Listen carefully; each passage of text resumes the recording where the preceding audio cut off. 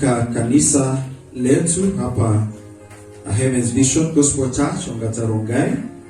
Tunashukuru kwa sababu ya kukuwa na wewe kwa ibada yetu, wewe uliye hapa na wewe ambaye unaungana nasi ukiwa pale nyumbani ama pia katika kututizama kwa mitandao. Tunashukuru Mungu sana kwa sababu yako. Mwenyezi Mungu akubariki sana. Praise the name of Jesus. Nataka tuweze kuomba kisha tuweze kusikia neno la Bwana siku ya leo. Naamini ya kwamba tunabarikiwa pamoja. Baba, katika jina la Yesu, ninakushukuru kwa sababu ya siku ya leo. Naomba ya kwamba ukaingilie kati yetu. Asante kwa sababu ya uwepo wako mahali hapa tangia tulipoanza ibada hii. Umekuwa pamoja nasi hata tuliposherehekea meza ya Bwana. Nashukuru kwa sababu ya nguvu zile. Na sasa hivi Bwana, tunaposikiza neno lako, Baba, zungumza nasi. Zungumza na watu wako Bwana, ukanitumie kama chombo chako cha kuweza kuleta ujumbe ambao umeweka ndani yangu asubuhi ya leo. Ni asante maana wewe ni mwaminifu, na ni katika jina la Kristo Yesu tumeomba na tumeshukuru. Amen. Tunasoma katika kitabu cha Psalms 29 from verse 1. Psalm 29 from verse 1. Tasoma kwa upesi mpaka 11. Biblia inasema ya kwamba ascribe to the Lord almighty ones. Ascribe to the Lord glory and strength. Ascribe to the Lord the glory due his name. Worship the Lord in the splendor of his holiness.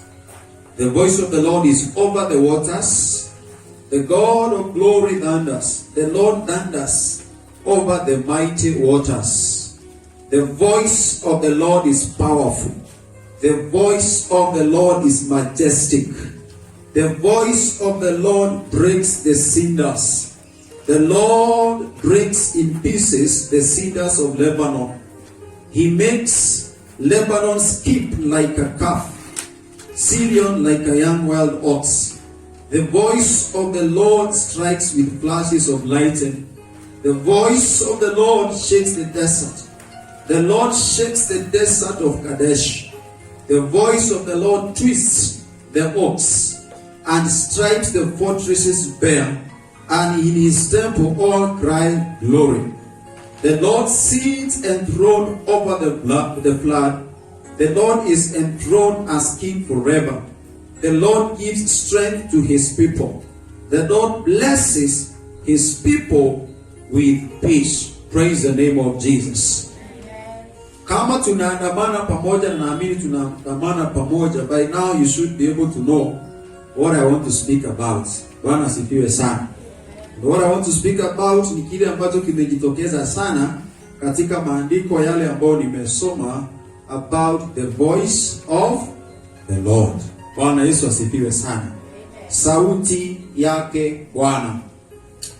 Na niseme ya kwamba tunaishi katika nyakati amba siku ambazo kila mtu anaongea. Na kila mtu ako na mambo yake anataka yasikizwe. Bwana Yesu asifiwe sana. Everybody is talking. Everybody wants to say something.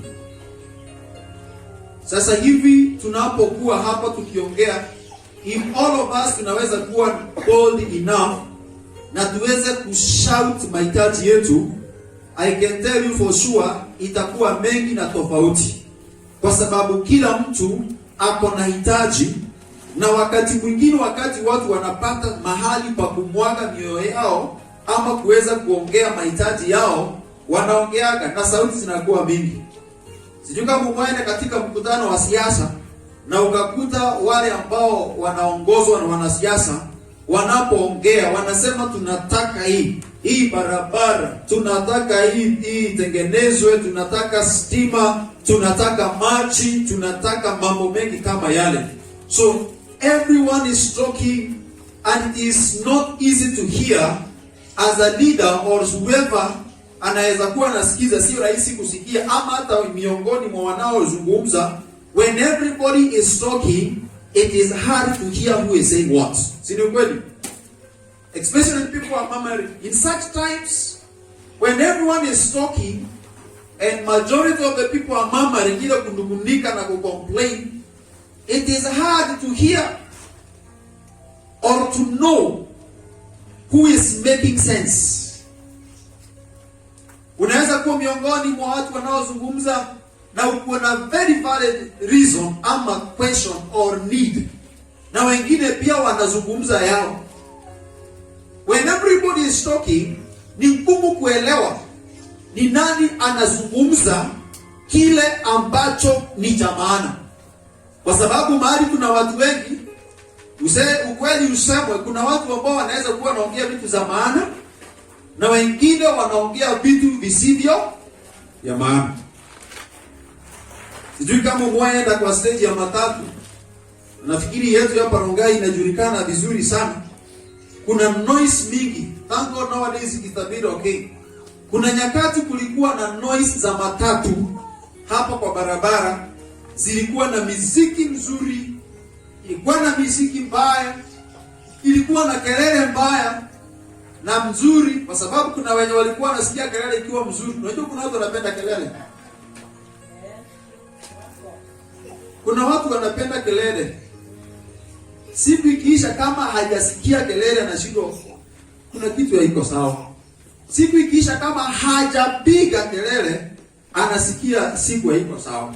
So there are people who love such. So ukienda kwa zile matatu za hapa kwetu, conductor unaweza kuta ya kwamba mtu mmoja ameshikwa na conductor kama wangapi? 5. Na wanakuambia matatu yangu hii inaenda direct mpaka Nairobi. Hii imebakisha watu wawili. Hii imebakisha watu wawili. Na ukiangalia kweli, ukiingia ndani inakaa imejaa. Ingia ndani uanze kuona mtu anatoka mmoja mmoja.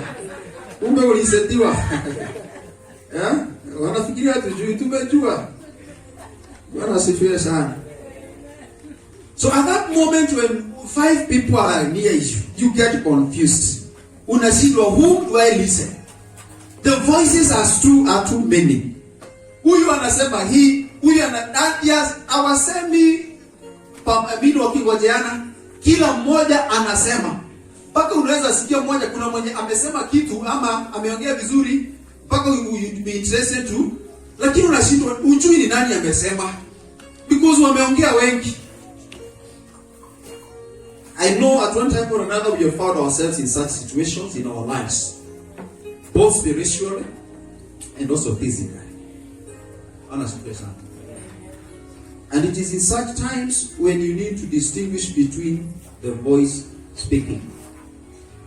Wakati sauti zinakuja mingi, ni vizuri kuweza kujua ni sauti gani ambayo inafaa na ni gani ambayo inahitaji kusikia. And especially wakati tunapitia mambo mazito na magumu, kila mmoja at a personal level, kuna nyakati ambapo unahitaji kufanya uamuzi fulani kwa maisha yako, decision making ya. Unashindwa, ninasikia this voice, that voice, the inner voice. Unachanganyikiwa, unashindwa ni gani ambayo nitakayo isikia. And all of them are speaking and they seem to make sense. Bwana sifiwe sana. They seem to make sense. Hapo ndio unaomba Mungu nisaidie niweze kujua ni gani. Sio wakati wa kutema mate hapa hivi. Alafu fanya nini? Ujue itaenda upande gani usikie sauti mahali imeenda. Sio hiyo. Ni ya kuangalia juu utake kusikia sauti inatoka wapi. Praise the name of Jesus. Lakini nataka kusema hivi. Wakati kama huo ni vizuri kuweza kuamini Mungu kwa sauti yake. Bwana asifiwe sana. Ni vizuri kuaminia Mungu wakati ule sauti ziko mingi. Usifanye guesswork. Na usisikize your best friend at that time. Kwa sababu hiyo ndio tendency tunakuanga nayo. Unataka kusikia your best friend well. Sometimes God will speak to them because God uses people to speak to you also. Lakini ni vizuri kutarajia Mungu, kumtazamia yeye, ndiposa akupatie mwelekeo. Akikupatia sauti akwambie enda kwa rafiki yako, sawa, nenda, kwa sababu amesha zungumza. Bwana sifiwe. So it is in such times, in the midst of storms, this is where the voice of God, or simply put, the word of God, or one word, is needed. Mstari ambao tumesoma, Daudi aliona storm. He saw a great storm which made him to think about God. Akaona storm kubwa, you know storm na Kiswahili, wingu, tuseme wingu kubwa. Mawimbi sio wingu. Thank you. Mawimbi ama wimbi kubwa. Na wakati aliliona akashindwa, sasa how about this? And this is where he came to think about God. Akakuja kuwaza kuhusu ukuu wake Mungu, kuhusu nguvu zake Mungu. Actually, for those who have Bibles which have some headings, yangu inaongea kuhusu God's mighty power, nguvu zake Mungu kubwa. So Daudi akafikiria kuhusu Mungu, na ndio akawa anatoa maneno haya: ascribe to the Lord all mighty ones. The mighty ones anaweza kuwa alikuwa anaongea kuhusu the angels, ama pia Waisraeli, ama pia kanisa. Oh, ascribe, muazeni Mungu. Ascribe to the Lord glory and strength, utukufu na nguvu. Bwana Yesu asifiwe sana. Worship the Lord in the splendor of his holiness. Muabuduni Mungu katika ukuu wa utakatifu wake. Aliangalia hili wimbi akashindwa. This is beyond me. This only God can. Bwana Yesu asifiwe sana. Na ndio anafika mahali sasa anazungumza kuhusu sauti yake Mungu. Actually, he introduces us to the greatness of God. When you read from verse 3 to verse 9, he is speaking about the voice of the Lord. The voice of the Lord is over the waters. Bwana asifiwe sana. And one of the things I want us to agree ama to get ni kwamba David, he's describing the storm with with thunder. You know, ile storm ambayo imekuja na mlipuko mkubwa, as the voice of God. When you read from verse 10 to verse 11, he says that the people of the Lord will be saved even in the great storm. Bwana sifiwe sana. Ningependa uchukue muda wako vizuri, even after the service, to read this. One of the things ambayo naongea kuhusu sauti ya Bwana is that the voice of the Lord is powerful. The voice of the Lord is majestic. And he's just talking about the voice. Look at this. Anazungumza kuhusu the acts. Anazungumza kuhusu matendo. If the voice can, what about akiamua kutenda? Bwana Yesu asifiwe sana. This is just the voice. And this tells us about the power of a spoken word. Bwana asifiwe sana. The power of a spoken word. And we need to be very careful, church, the way we speak. Because the words that come from our mouth are powerful. If our God can speak and things be, we are his children. Tumesoma Romans chapter 8 from verse 14, that we are God's. We are God's heirs. We are the children of God. So what our Father can do, he can also enable us to do. So he can also cause us to speak things and they can be. Bwana Yesu asifiwe sana. So he says from verse 10 that the Lord sits enthroned over the flood. The Lord is enthroned as king forever. The Lord gives strength to his people. Mungu anawapatia watu wake nguvu, na Mungu anabariki watu wake na amani. Praise the name of Jesus. What he's trying to tell us is this, that the people of God, watu wa Mungu, hallelujah, watu wake Mungu watakaa, ama Mungu atawaweka kuwa salama hata wakati kuna mawimbi mazito. Praise the name of Jesus. It is about us believing the voice of the Lord. It is about us believing the word of God. Praise the name of Jesus.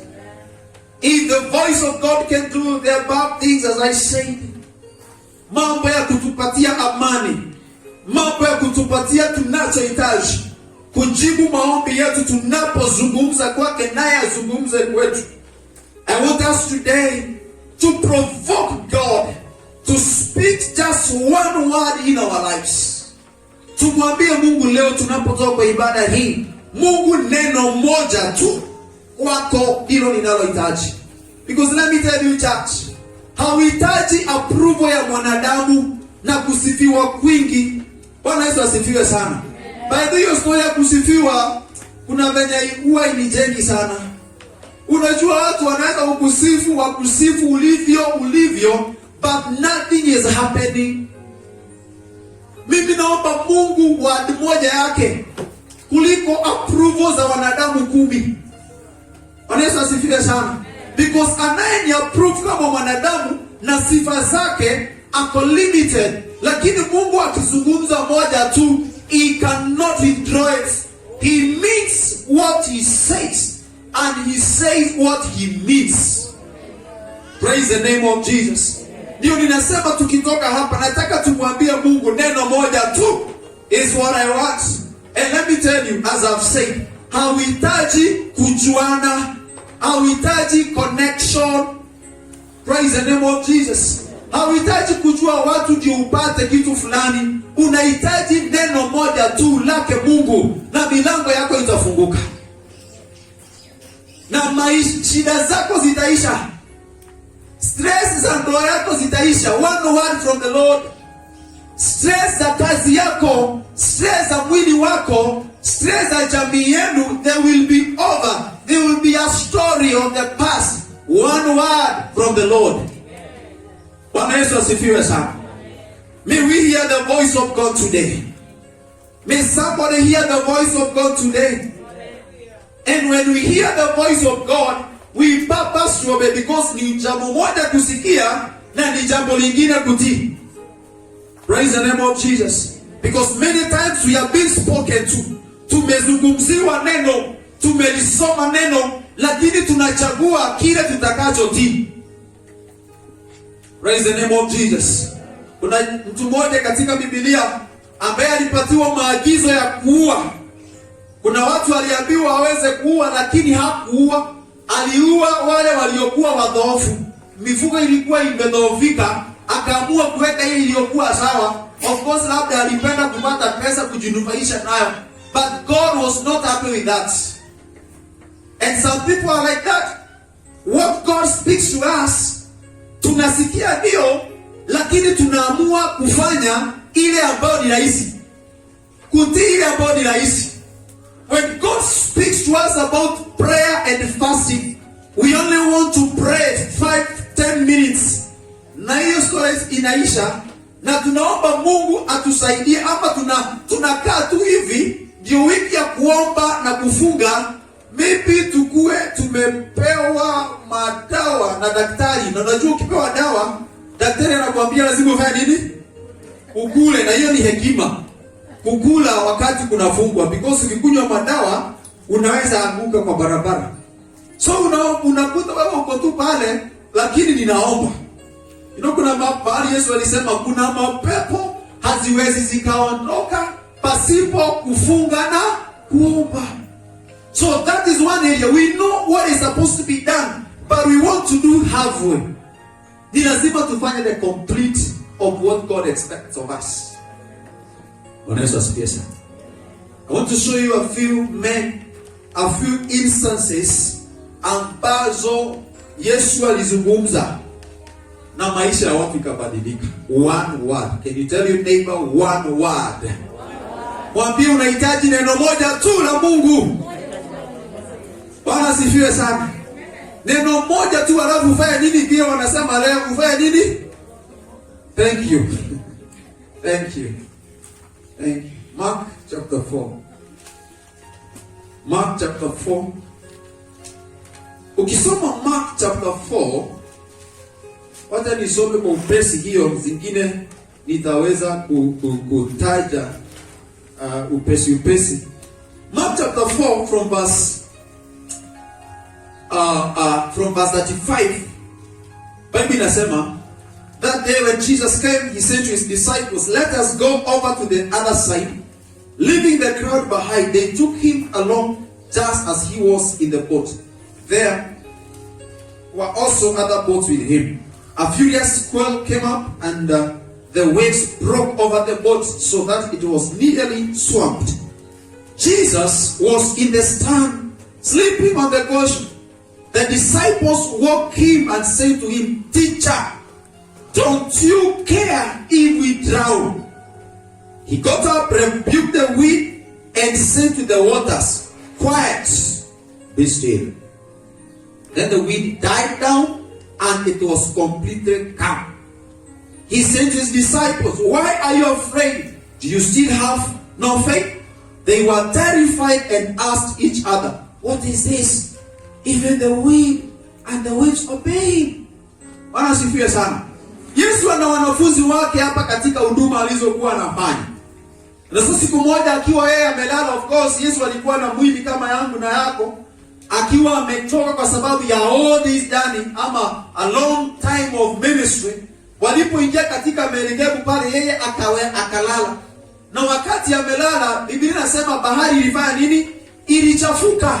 Na wakati ilichafuka, wale ambao wameona Jesus swim, tunaonyesha kwa vile ambavyo the disciples wako na vibuyu, maji inaingia kwa boat, wanatoa, ingine inaingia until wakachoka hata wao. It was getting so serious ya kwamba they have tried all they can. Wamejaribu imesindikana, wakakumbuka, oh, Jesus is here. Na ndiposa mmoja akamwambia, Jesus, teacher, walikuwa wanamuita mwalimu. Yaani wewe haujali, tunaangamia. I'm like, walimwamsha very fast, amka. Amka. Na akaamka. And then, naye anaamka bila stress. Pole tu. Hakuna kitu na pressure. When he woke up, he got up. The Bible says, he rebuked the wind, na akasema, he spoke a word, be quiet. One word. Yesu alizungumza neno, stop, be quiet. Na upepo ama mawimbi ikasikia sauti ya nani? Ya Yesu. Let me tell you, my brother, my sister, I know you are in such kind of a storm. Haujui ni gani. And as we speak about voices, there are many voices that are coming. Na hata wakati wanafunzi wa Yesu wako pale, they were all talking. But kuna sauti ambayo the storm ilisikia. Bwana asifiwe sana. Kuna sauti ambayo yale mawimbi yalisikia. Akina Petero kama walikuwa pale wanafanya, hakuna, they tried all they can. I don't know kama waliomba, lakini walijaribu chochote waliweza, hakuna kitu kilikuwa kinafanyika. But they remember we have somebody who can calm the storm, who can save us. Na wakamwambia Yesu, naye akaamka. And immediately when he woke up, he just raised up his hand. Stop. Bwana asifiwe sana. I want you to talk to Jesus, brother, sister.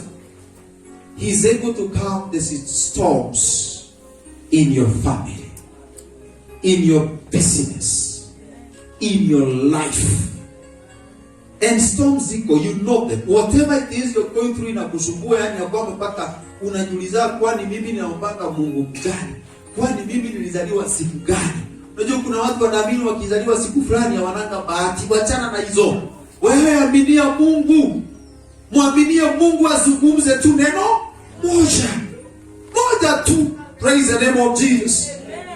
Write this, Matthew chapter 8. Another person, Matthew chapter 8 from verse 5 to verse 8. There was a Roman officer ambaye alikuwa na mjakazi wake na alikuwa mgonjwa sana. Actually very much sick. And one time this man met with Jesus. Na alikusudia maybe ni vile angependa Yesu afike pale nyumbani aweze kuombea huyu mjakazi wake ambaye alikuwa mgonjwa. That is in Matthew chapter 8 from verse 5 to 8. Lakini huyu Roman officer alimwambia Yesu namna gani? Look at that. I don't know what your scripture says. But he said, just speak a word and your servant will be well. Bwana Yesu asifiwe sana. Just speak a word. Neno moja tu. This man alimwambia Yesu, zungumza jambo ama neno moja. Praise the name of the Lord. The one word and your servant will be healed. This officer alikuwa na imani kubwa katika Yesu. Na ndipo alimwambia Yesu, mahali uko tu. In fact, where you are, you don't need to go to my house. Bwana sifiwe sana. I don't need to come to your house for you to receive what God wants you to receive. Just now, mwambie Mungu, speak one word over my life, over my wife, over my husband, over my children, over our family. Praise the name of Jesus. Huyo jamaa alimwambia mahali uliko. So I'm thinking, if Jesus was walking, mahali tu aliko Yesu alizungumza uponyaji. So what was one word yenye huyu jamaa alikuwa anahitaji? Pokea. Alikuwa anahitaji neno moja, healing. Bwana sifiwe sana.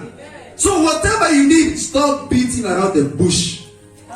Unazunguka, unataka kwenda Kiserian, na kwa sababu kuna jam ama kuna uvundo kwa pale kwa re. Wewe unaona uzunguke Bomas, Karen, Bulbul, Gong, Matasia. That long process is wrong. You could beat around the bush. Pitia hapa dakika 5 kwa Kiserian. Just it. Amen. Praise the name of Jesus. Amen. And you know what? The officer mjakazi wake akapona. Kwa sababu imani. Do you have faith in God? Do you have faith in your God? Mungu naye biaka watu uko naye, unaamini yeye, najua unaamini. Na kama uko na imani kidogo, hiyo imani kidogo, that is what is going to work for you. That is what is going to work for us. Bwana sifiwe sana. Just speak one word. John chapter 5 from verse 1. Another story. Katika pahali kulikuwa kunaitwa Bethsaida, kulikuwa na jamaa alikuwa amekaa pale kwa miaka mingi kuliko wengi wetu wenye tuko hapa. 38 years. For that 8 years, this man was there. I think we can read that. John chapter 5 and verse 1. Sometime later, Jesus went to Jerusalem for a feast of the Jews. There is in Jerusalem near the sheep gate a pool, which in Aramaic is called Bethsaida, and which is surrounded by 5 covered colonnades. Here a great number of disabled people used to lie: the blind, the lame, the paralyzed. One who was there had been an invalid for 38 years. When Jesus saw him lying there and learned that he had been in this condition for a long time, he asked him, "Do you want to get well, sir?" The invalid replied, "I have no one to help me into the pool when the water is stirred. While I am trying to get in, someone else goes down ahead of me." Then Jesus said to him, "Get up, take your mat and walk." At once the man was cured. He picked up his mat and walked. Bwana asifiwe sana. Bwana Yesu asifiwe. Jamaa amekaa pale 38 years. Hebu imagine miaka 38. Mtu akiwa tembei. Na conditions zake kwamba mahali kulikuwa na uponyaji ndio, lakini kulikuwa na kazi kubwa ya kufanya. Jamaa alikuwa anajaribu kuruka, anapojaribu kuruka mwingine anaingia mbele yake. Inabidi ungojee masaa mengine ndio malaika wa uponyaji aje. Jamaa anajaribu, naona alikuwa na bidii. I think this man alikuwa na bidii na alimaanisha mimi nataka kupona. Na ndio alikuwa anakaa pale na alikuwa amekaa pale. Ndio siku moja alikuwa na matumaini. Actually this is it. This man he knew one day I am not giving up. And that is why I will stay here and I know one day I will be healed. Bwana asifiwe sana. Hakuchoka na akarudi. Wengine tunamngojea Mungu kwa sababu ya mambo, ikifika wakati fulani tunachoka, tunasema liwe liwalo, si mimi wa kwanza, na tunachoka na tunarudi. It is true, sio wewe wa kwanza na utaendelea hivyo. Ukichoka kaa hapo. Wacha ukae mjinga kwa watu, but you know what you want. Praise the name of Jesus. Wacha ukae ueleweki, lakini one day a time will come for your miracle. Miracle time yako, miracle season yako itafika, and the miracle worker will come and they will perform the miracle. Praise the name of Jesus. So this particular time Jesus came na akauliza huyu jamaa, unataka nini? Unataka kupona? Jamaa akaanza kumwambia Yesu hivi. But then baada Yesu kusikia story yake, akamwambia, hey, get up. Inuka. Chukua mati yako. Sijui Yesu alimwambia ichukue ipeleka wapi? Lakini ni kama alisema, I think alikuwa anataka itoe hapo. Ndio the memories itoke hapo. Itoe hapo, alafu uende. And that is what exactly happened. Just one word. The voice of the Lord when the disease, lameness iliposikia sauti yake Yesu, ikatii na ikaisha. Praise the name of Jesus. One word from the Lord. Praise the name of Jesus. This man was disabled for this long. Basi siku moja Mungu akakuja na akafanya mambo kwa maisha yake. Hallelujah.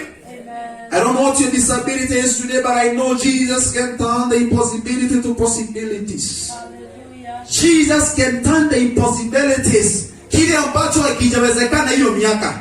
You know what has been the struggle of you in those many years. I don't know how many. Hiyo ugonjwa imesumbua wewe ama jamii yako ama kwenu. That situation inaweza kuwa inakaa inability. Ile hali ya ukosefu na umasikini pia. Praise the name of the Lord. Ile hali ya vitu zinavyojirudiana. You know, it is like vitu ambazo azisikiagi. Sikio la wanasemanga na nini? La mteka maji msikitini ama wanasemanga nini? Alisikiagi ni kama jiwe. Hiyo situation na kama mawe kwa mto. Umeenda kwa mto unakuta mawe inaishi kwa mto miaka nenda, miaka rudi na haikwangi soft. Ukijaribu ukifikiria kiko soft yuko kwa maji ugonge 10 utashangaa. Wewe ndio utaumia. You know, utaumia. Some situations are like that, but you know what?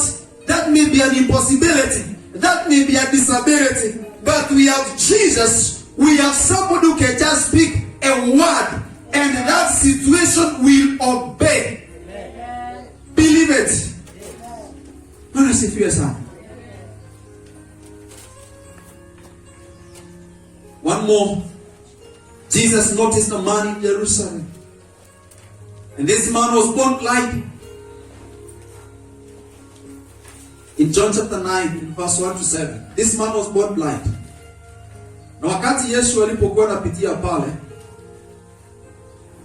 Jesus spoke a word of healing. Go.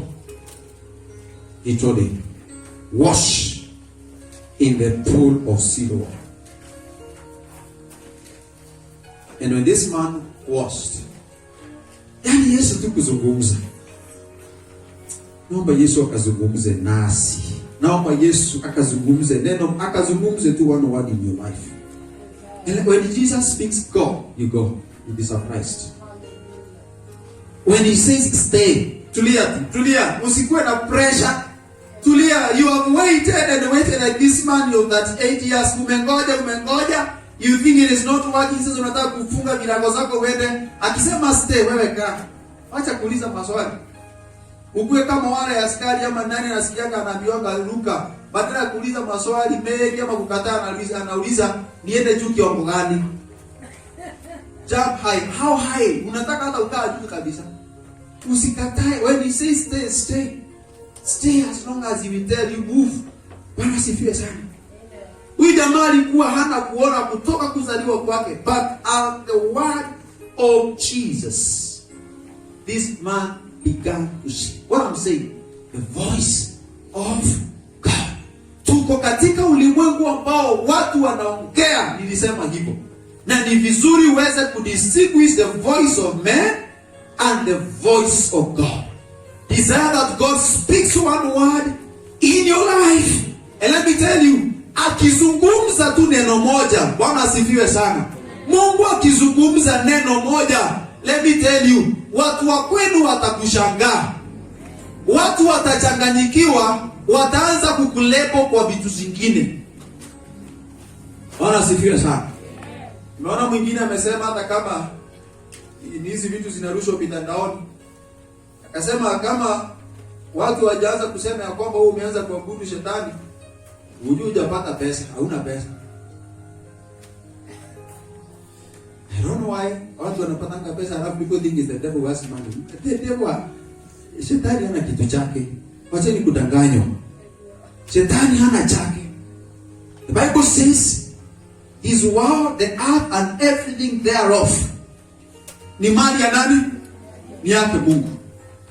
So when God speaks one word, you will be blessed and people will see until watakuita mbarikiwa. Watu wamekuwa wakikwambia yule nani, watakuita jina la heshima, kwa sababu kuna mtu alizungumza neno moja likabadilisha kitu inaitwa trajectory. Maisha yake, mwelekeo wa maisha yako ukabadilika. Bwana sifiwe sana. And let me tell you, wewe ni candidate ya kubarikiwa. Look at me. You are a candidate of blessings. Amen. Yes. You are a candidate of what God, the destiny yenye Mungu ako nayo. Destiny yako ni kubwa. When God speaks, it does not matter ulimwengu utasema aje. Na it does not matter kila shosho yako aliyeaga miaka mingi iliyopita alisema. Shosho mabuka aitalishi. Kenye Mungu anasema. The Bible says in Luke 18:27, what is impossible for people, it is possible with. Ni nini hiyo madaktari wamejaribu wameshindwa? Hallelujah. Ni nini hicho counselors wamejaribu wameshindwa? Hallelujah. Ni nini hiyo ambayo madaktari wa kule wa mitishamba wamejaribu wameshindwa? Ni nini hicho ambacho serikali imejaribu imeshindwa? Wanasema mambo ya corruption na tribalism, serikali wameshindwa, wamejaribu wameshindwa, wanajaribu na tunaendelea kuombea. Ni nini hicho? But do you think it is impossible with God? Definitely no. It is possible with God. Bwana asifiwe sana. Watu wenye wanakaa kubarikiwa ndio unajua wanakaa kama nani? Bwana asifiwe sana. Watu ambao wanakaa kubarikiwa unajua wanakaa kama nani? Wanakaa kama wewe. Bwana asifiwe sana. Sijui mtu ujiangalia aje, ningekwambia ujiangalie. Sijui mtu ujiangalia alikuwa amefunga macho ama anajiangalianga, I don't know. But of course watu wanaweza kuangalia, sijui utajiangalia aje. Lakini unapojiangalia nataka ujue wewe ni mmoja wa wale ambao wanaweza barikiwa. If only you can tell God, Mungu leo ninapotoka hapa zungumza neno moja. One more scripture. Jeremiah 33:17. Just right. The Bible says, "Oh sovereign Lord, you made the heavens and earth by your strong hand and the powerful arm. Nothing is too hard for you." Ndio nimesema. This scripture tumesoma. Just right, tutasoma tu baadaye. Jeremiah 32 verse 8. Nothing is too hard for you. Bwana sifiwe sana. Hiyo deni ambayo uko nayo, that debt of 400,000, that debt of 200,000, that debt of 400, almost a million, that debt of 50,000, that debt of, I don't know, 5,000, na umejaribu imesindikana. That debt, nothing is too hard for you, for our God. Just telling God one word for me. Inapotoka kwa ibada ya leo, Baba, you know, neno moja tu. Usitake mingi, moja tu. Na Mungu akikubarikia na hiyo, shukuru. Usitarajie zaidi hapo, shukuru. Siku moja ninapomaliza, wakati nilikuwa high school, nilipomaliza exam na ikatokea, kila mtu akapata ile alipata. Kuna jamaa mmoja alipata A-. Na kwa sababu alikuwa anataka kufanya sijui kosi gani, akasema nimeanguka, akapata stress.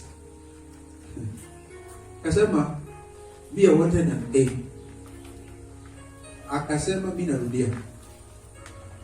Amepata A-. Akasema narudia ndio nipate A. Na for real akarudia. Sijui alipata nini. Lakini we were talking this story with my brothers last week tukienda home. So tukitaka hiyo story, mmoja akasema anapata A-, anarudia. Si hata na hata hawezi shukuru Mungu. Si hata Mungu anaweza angalia mtu hata ana shukrani. Nimpatie A- na nataka A, anakaa na shukrani. Nimpatie B ama sina huko. You know, God can bless you. Na ukose kuona. You know that? God can bless you. Na ukose kuona. When God speaks just one word, moja tu, believe it and thank Him and move on. That's one from God can change the whole of your life. Neno moja tu inabadilisha maisha yako yote. Biashara yako inabadilika yote. Familia yako, kanisa kama hili, taifa na hatima ya maisha yako. Praise the name of Jesus. I want you to be on your feet. Naomba usimame.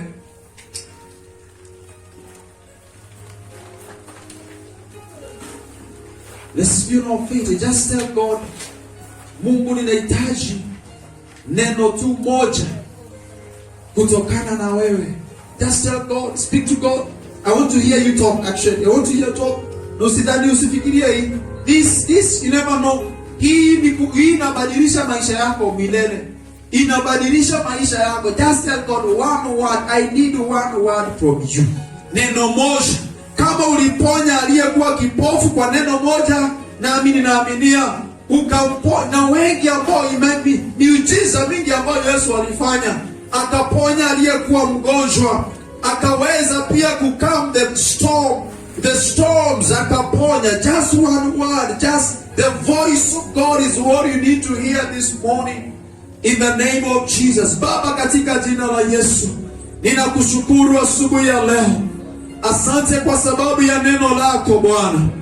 Naomba ya kwamba ukazungumze neno moja tu katika maisha yangu na nitakuamini.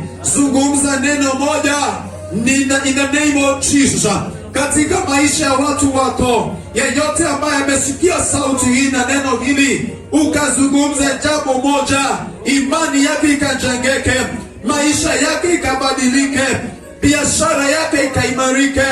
In the mighty name of Jesus, one word from you, it is enough. One word cannot be compared with what the interviewer said. One word cannot be compared with what doctors said. One word from you cannot be compared with what teachers have said.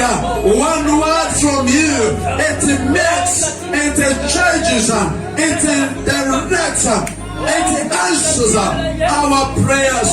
Reba Santo Robozaya, we give you glory. because you're changing our lives.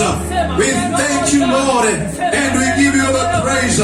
We give you glory and we give you honor. Just lift up your hands before God.